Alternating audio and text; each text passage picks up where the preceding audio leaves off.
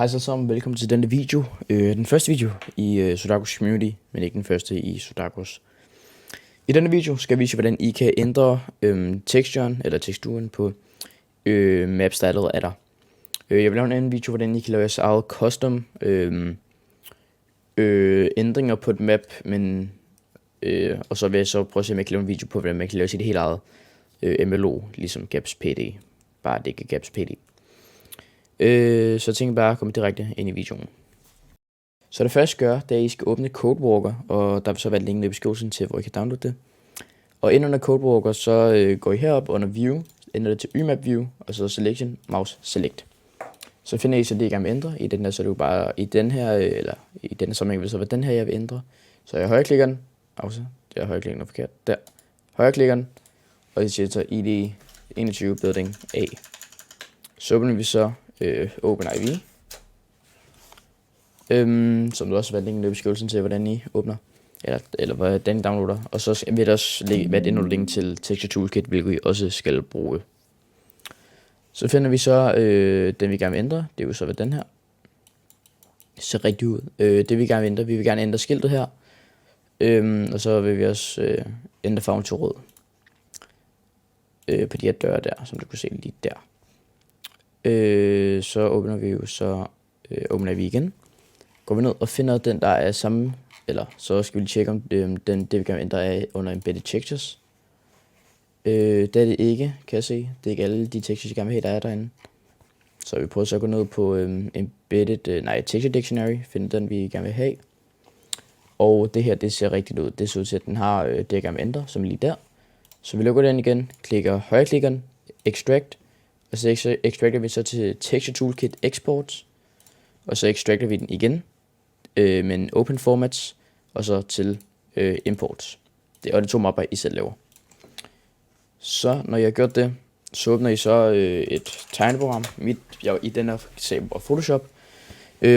Og til Photoshop eller noget andet skal I bruge noget, der gør så I får lov til at åbne de her filer, jeg gerne vil have. Så vi skal vi går under apps, finder den, under imports, der.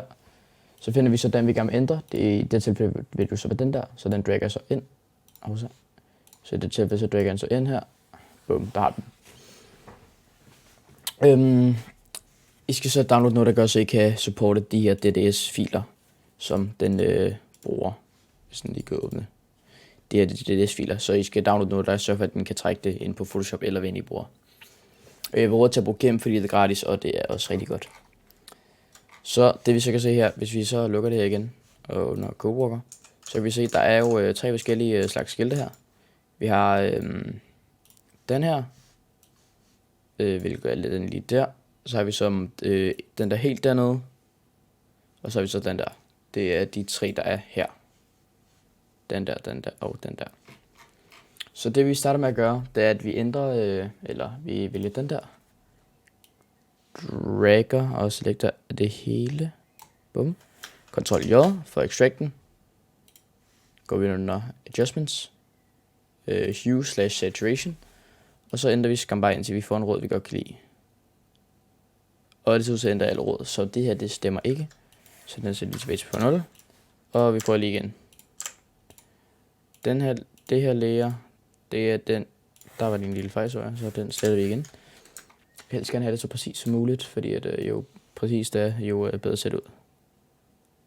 Det vil jo så være her til. Siger bare.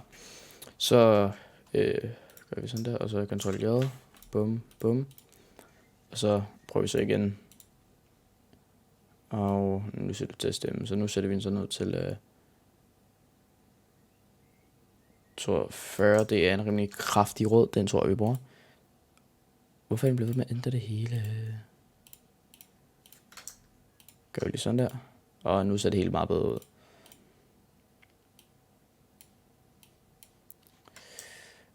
Bum. Bum. Bum. Som vi så kan se her, så hvad synes så finder vi ud af, hvad det her ligner. Og det der ligner sådan noget træ. Så jeg tror lige, at jeg vil finde en white wood texture. Så finder vi så, hvad for en kunne være god her. Lad os sige, den her, den kunne godt være rigtig god. Så vi kopierer det billede og åbner Photoshop, og så smelter vi så ind igen. Det er nok lidt for stort. Drag lige lidt ned til den rigtige størrelse. Og gør det så lige fedtere fuldstændig. Perfekt. Det er så fænomenalt ud. Så tænker jeg bare lige, at vi skal lave noget tekst her.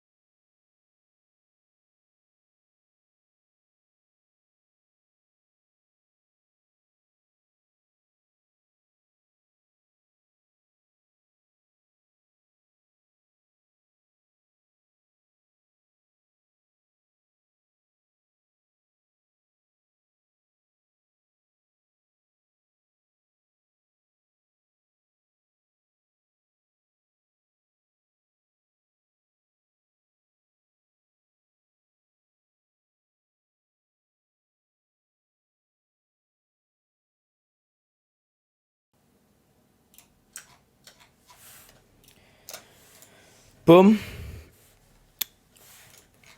Så mangler bare én ting, og så er vi færdige her. Det er bare lige at gøre den her dør gul. Det kan vi bare gøre sådan der, så gør vi sådan. Og så skal nu vælge på layer 0, Ctrl J. Så har vi den der, så klikker vi så Adjustments, Hue/Saturation, og så finder vi så ud, hvad jeg satte ned på før, det var så -40. Og så gør vi bare det samme her, /-40, boom. Og det skal vi så lige sætte oven på den der, tror jeg, yes sir. Så det I så gør, det er, at vi, når jeg lige dobbelttjekker, at alt er rigtigt, og jeg kan se, at det ikke gør her, fordi at, jeg kan se de her hos her. Pit stop, shape, auto repairs, de skal lige sætte anderledes, sætte bedre det der, perfekt. Så skal I så gøre det, at I lige vælger alle lag, hvilket I kan gøre på Photoshop ved at klikke Ctrl. Vælger I lige med alle sammen. Og så klikker I så Merge Layers. Så har I den, så eksporter I den, så export as. Se på at alt ser rigtigt ud, det gør det. Og så kan I bare eksporte det ud på, eller så skal I eksporte det ud på Texture Toolkit, og så import. Og så går I ind på der, hvor den er.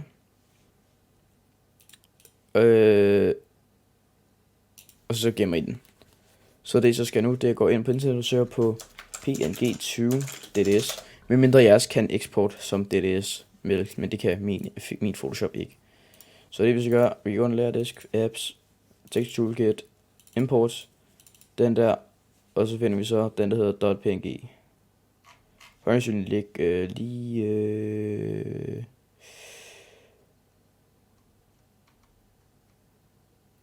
hvor ligger den? Lige der ligger den. Ja, så vil jeg den. Convert now. Og imens den lige converter, så gør vi så lige klar til lige at ændre det herinde. Fordi at jeg skal lige huske lige at kopiere navnet her. Den der, den skal jeg lige kopiere. Så er den færdig med at downloade. Venter lige på den her downloader. Åbner her. Gør lige sådan der. Gør lige sådan der. Yes. Så kan jeg så smide den ind. Skifte navnet.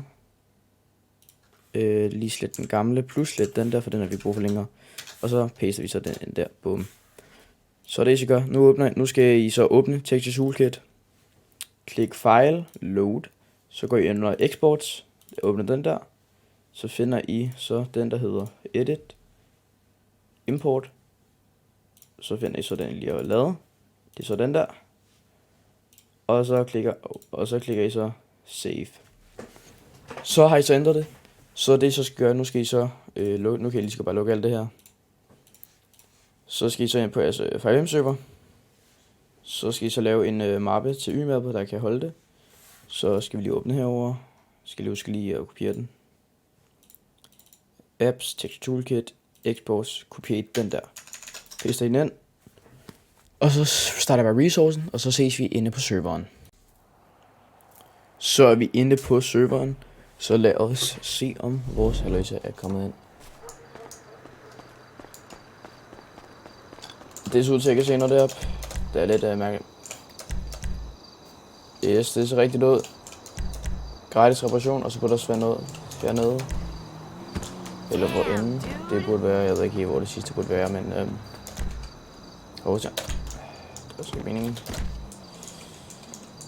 Jeg ved ikke helt, hvor det sidste burde være, men det virker. Og grunden til, at det ikke er døre, eller det ikke er de rigtige døre, det er fordi, der er åbenbart et specielt YMap, der forhindrer det.